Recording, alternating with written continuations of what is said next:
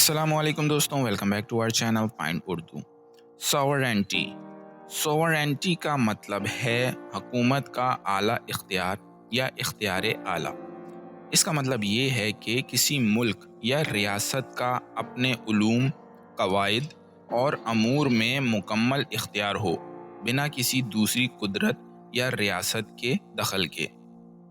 یہ لفظ زیادہ تر سیاسی یا قانونی حوالے سے استعمال ہوتا ہے۔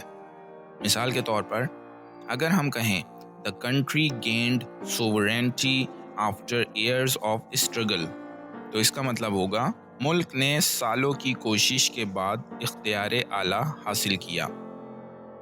تو دوستو، یہ تھا سوورینٹی لفظ کا مطلب۔ امید ہے اب آپ کو سمجھ میں آ گیا ہوگا۔ ملتے ہیں نیکسٹ ویڈیو میں۔ شکریہ۔